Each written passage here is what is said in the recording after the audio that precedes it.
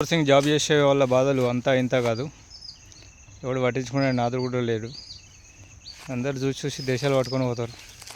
ఎందుకంటే ఒక్కొక్క రూపాయి సాలరీ దీనికి చారణ సాలరీ ఇవ్వకపోతే వేస్టే కదా. అలా చారణ కూడా వాడు పొందుతలేడు. 13,500కి ఏమవుతాయి పాత పైసలు? బతుకుడే కష్టం ఉంది ఈ రోజులలో. వాడేం బాగుపడతాడు? వాడి పిల్లల్ని ఏం చదివిస్తాడు? మళ్ళీ వాడికి జాబ్ ఏమైనా దగ్గరలో ఉంటుందా అంటే చెప్పేటప్పుడు 25 కిలోమీటర్ల డిస్టెన్స్ అంటారు. 60-70 కిలోమీటర్ల దూరంలో పడితే వానికి ఏం మిగులుతాయి? 13,000లో 6-7 వేలు ట్రావెలింగ్కి పోతాయి. వచ్చిందే ఉంది, సోషల్ సర్వీస్ చేస్తారు తప్పితే. ఇష్టం ఉంటే ఉండొచ్చు, లేకపోతే పోవచ్చు అన్నట్టుగా మాట్లాడతారు. ఇది నచ్చిన వాళ్ళు అయితే అందరూ లైక్, షేర్, సబ్స్క్రైబ్ చేయండి.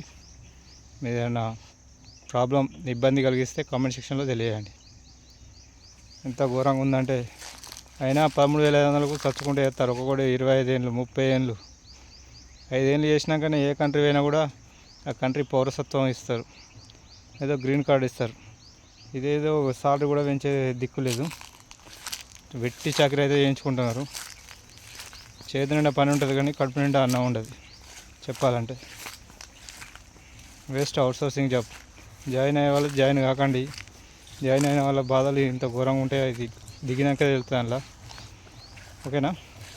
Okay, please subscribe my channel.